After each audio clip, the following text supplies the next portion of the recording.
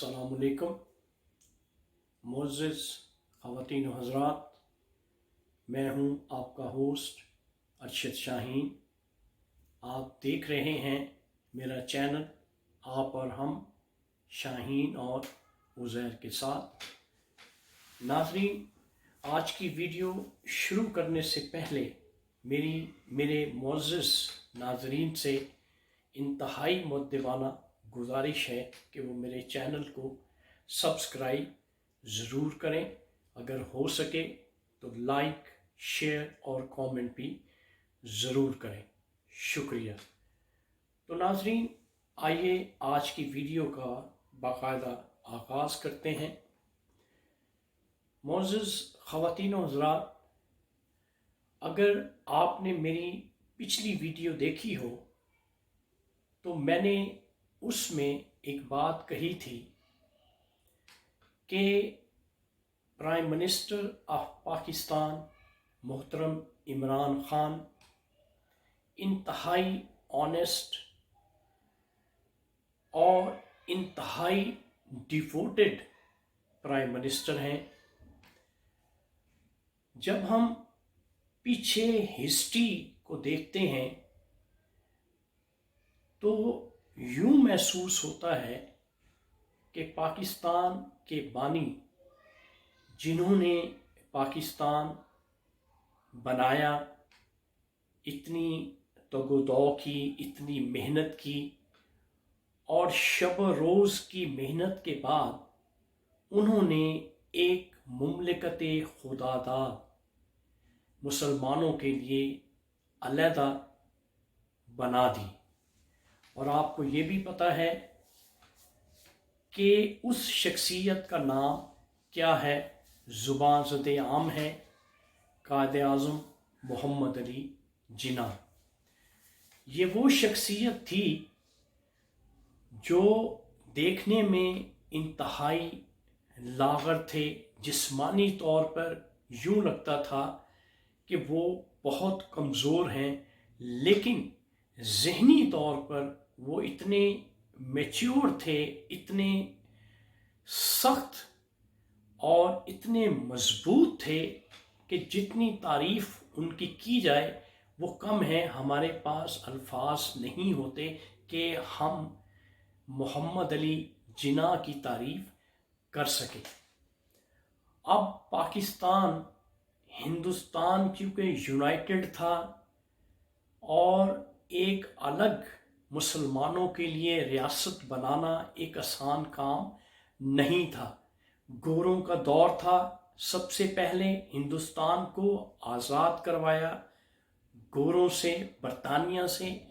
उसके बाद फिर अपने लिए अलग इस्लामी मुमलिकत को हासिल किया हिंदुस्तान से, कि हिंदुस्तान के साथ मुसलमान इकट्ठे नहीं रह सकते, इसलिए अलग एक रियासत, इस्लामी रियासत जो है वो कायम कर दी।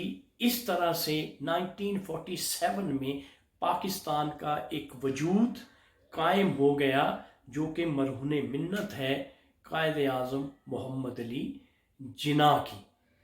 अब उसके बाद पूरी हिस्ट्री देख लें पाकिस्तान की, हमें कोई ऐसा कायद, कोई ऐसा लीडर नहीं मिला जो पाकिस्तान को आगे की तरफ गामजन करता और पाकिस्तान की तरक्की में पेश होता। बेशुमार लीडर्स आए हैं, लेकिन उस तरह से पाकिस्तान तरक्की नहीं कर सका जिस तरह से पाकिस्तान को तरक्की करनी चाहिए थी।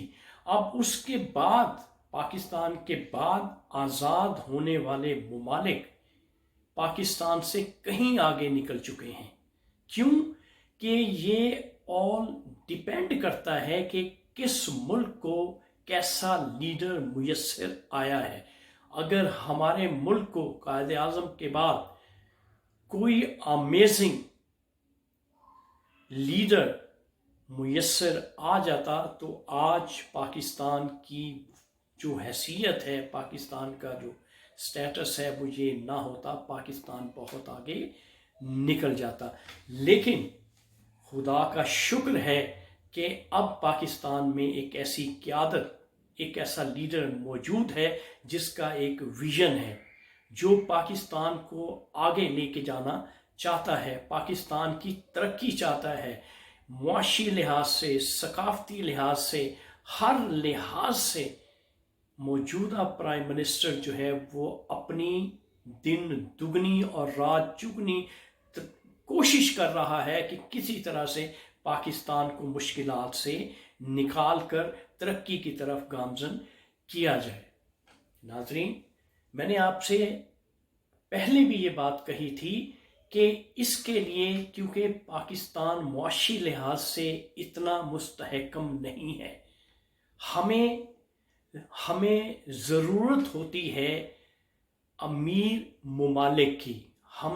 ہماری جب وہاں سے امداد آتی ہے، ہماری اکنامک مدد ہوتی ہے ان ممالک سے، تو پھر ہمارا ملک جو ہے وہ چلتا ہے۔ اگر ہمیں معاشی طور پر معاونت ہمارے ملک کی نہ کی جائے تو ہمارے پاکستان کے لیے خاصی مشکلات ہو جاتی ہیں۔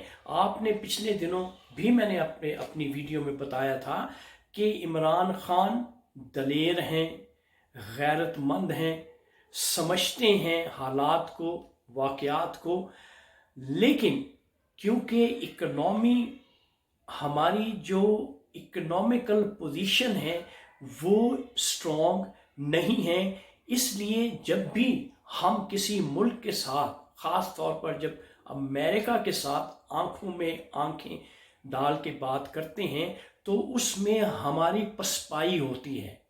کیوں کہ یہ اسی صورت میں ممکن ہے اگر پاکستانی قوم یہ چاہتی ہے غیرت کے ساتھ جینا، توقیر کے ساتھ جینا، عزت کے ساتھ جینا، تو پھر یہ ضروری ہے کہ جو موجودہ پرائم منسٹر کا ویژن ہے، جو اس کی سوچ ہے، ہماری پوری قوم کو اس کی سوچ کو ٹو کرنا پڑے گا۔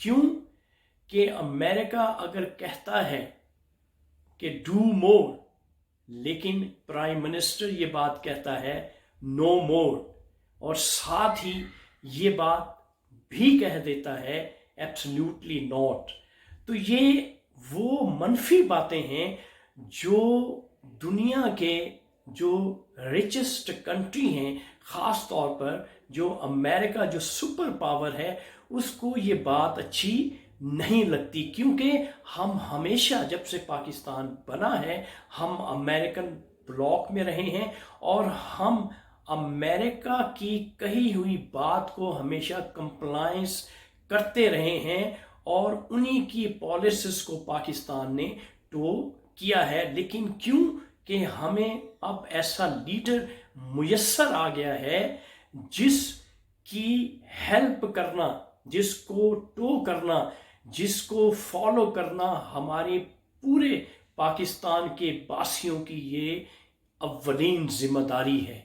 اگر آپ چاہتے ہیں کہ اب آپ کے ملک کا نام ہو، آپ کے ملک کی توقیر ہو، آپ کا ملک عزت کی زندگی جیے اور معاشی لحاظ سے استحکام پاکستان میں آئے، تو پھر یہ ضروری ہے کہ پاکستان کو ایک قوم بننا ہوگا۔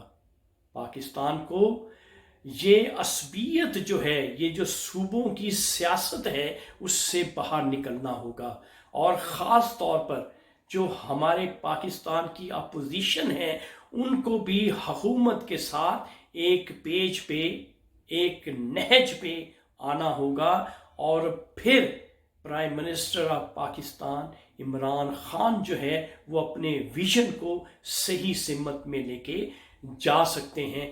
کیوں کہ دنیا میں جتنی قومیں بنی ہیں ان تمام اقوام نے بڑی قربانیاں دی ہیں، اپنے آپ کو بلی پہ چڑھایا ہے، اپنے آپ کو سیکریفائس کیا ہے، اور پھر وہ قومیں ترقی کی طرف گامزن ہوئی ہیں۔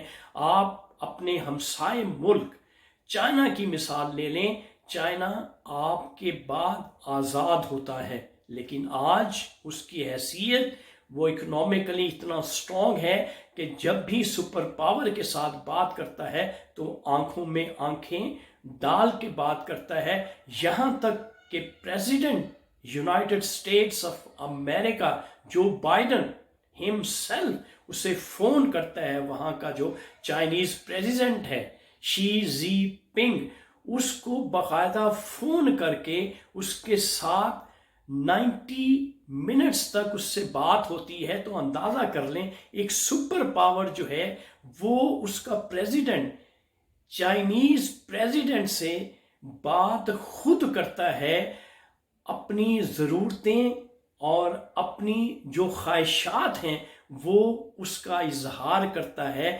جبکہ یہ کبھی ایسا نہیں ہوا۔ تو یہ ممکن تب ہی ہوا ہے کہ چائنا ایک ابھرتی ہوئی معاشی طاقت ہے اور آنے والے وقت میں وہ کبھی بھی ایک سپر پاور کا روپ دھار سکتا ہے۔ تو یہی قوم بننا پاکستان کے لیے ضروری ہے۔ پاکستان کو اپنی جو صوبائی، جو ان کا سلوگن، جو پاکستان کے صوبے ہیں، جو وہ اپنی صوبائیت کی یا اپنی عصبیت کی بات کرتے ہیں، اس سے باہر نکلنا ہوگا۔